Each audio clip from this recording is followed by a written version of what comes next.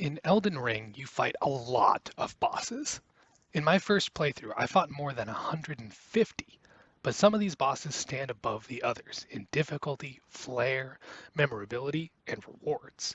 These are the demigods. Killing one of these big bads rewards the player with a great rune, which, once you've taken it to the appropriate divine tower, can be equipped at a site of lost grace. Thereafter, using the Rune Arc item activates your equipped Great Rune, giving you a significant buff. This is an awesome mechanic. It feels very significant because there are so many steps, and the buffs are powerful enough to warrant using. All of this adds up to a fitting reward for bringing down the game's most important enemies that offers a real sense of progression as you collect more and more of these great runes. I have no problem with this mechanic, but I feel From Software did miss a pretty big opportunity to do something different with Great Runes. Something that would have tied the lore and gameplay together in unprecedented ways and made Elden Ring an even more mind-blowing experience than it already is. To understand my proposed alternate mechanic, we're going to have to discuss some lore, beginning with the titular Elden Ring. The Elden Ring was a physical object within the world of the Lands Between, a golden ring comprised of runes, or letters, great and small. These runes spelled out the Golden Order, which was the fundamental laws of reality for the world. Not laws like thou shalt not kill, more like the laws of physics or thermodynamics. Things like an object in motion will stay in motion unless acted upon by an outside force. As you might imagine, the fact that these laws were physically present in the world meant that, unlike in our world, they could be broken. That is exactly what happened.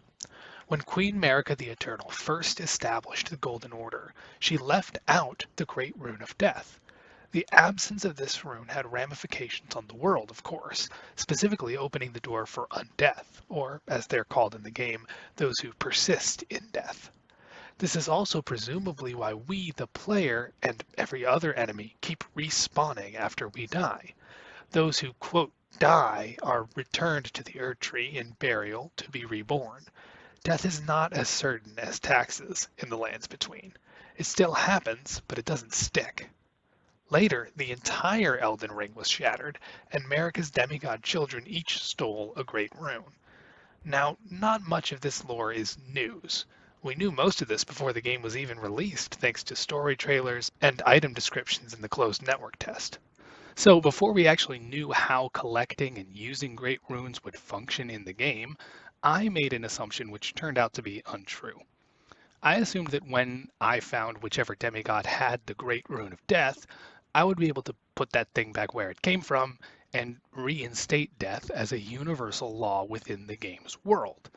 This would, I assumed, affect the actual rules of the game itself, making reanimating skeletons die permanently, stop enemies from respawning when you rested, and, horrifyingly, result in permanent game over if you, the player, ever died.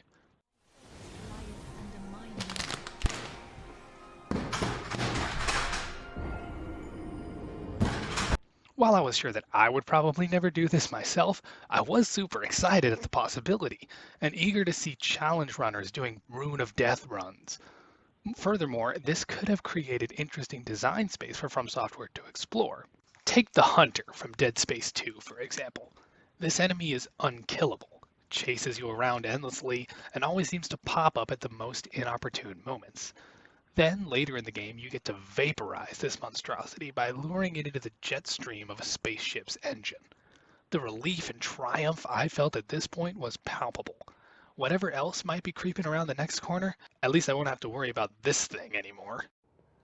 I see this as an absolute win. From Software could have done something similar, creating an enemy, perhaps a recurring invader, who will just keep hunting down the player endlessly at increasingly unfortunate moments unless the player turns on the Great Rune of Death and kills them once and for all. This would have presented a serious risk-reward dynamic for the player. Do you continue putting up with this nuisance enemy, or do you risk losing your whole run of the game just to finally put it down? This would have been really cool, but what starts to get particularly exciting is when you consider the possibilities of other great runes. Elden Ring could have been a sort of Metroidvania RPG meets Baba Is You. If you're not familiar with that title, it's an indie puzzle game where you play as Baba, this little rabbit guy.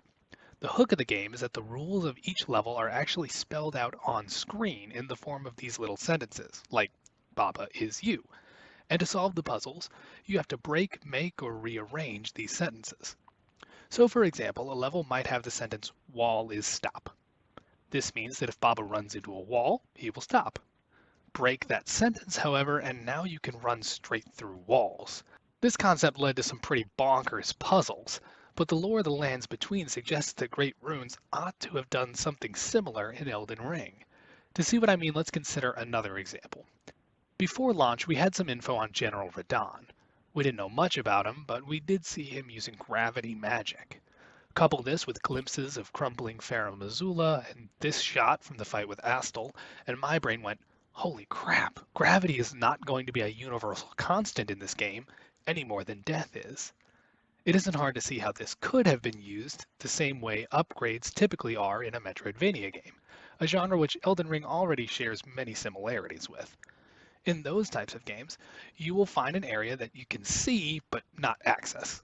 Later on, you'll get some power-up, usually a movement ability like a double jump or a grapple beam, that lets you get there.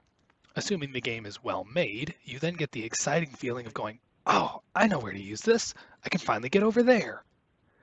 This kind of feeling already exists in Elden Ring, but consider the possibility.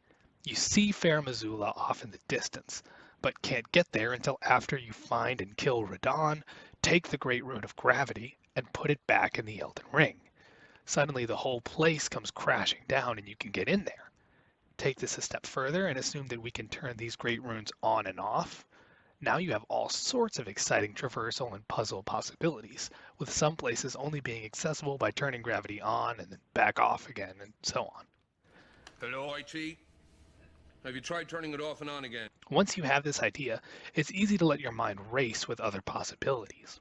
What might the Great Rune of space, or heat, or body, or light, or electromagnetism, or time have looked like? This mechanic also would have played really well with the game's themes and endings. I don't know about you, but nothing would have made me feel more like a true Elden Lord than commanding the very laws of nature. Yes. No. Yes. No! Plus, this could have made for some morally difficult endgame decisions. No doubt there would have been compelling reasons on both sides to include or leave out certain laws in your New World Order. This could have made the endings more unique and personal, with your decisions to include certain laws having palpable ramifications on characters and locations in the world. I don't have any issues with Elden Ring. It's far and away my favorite game that has ever been made, but it's hard not to feel a little disappointed once you've thought of this idea and compared it to the relatively straightforward mechanic we actually did get around Great Runes. All chocolate milk, please. We're out. Plain milk's fine. Okay. But that's just what I think. Would you have liked to see a different mechanic around the concept of Great Runes? Or were you happy with what we got? Let me know. Thanks for watching, and don't you dare go hollow.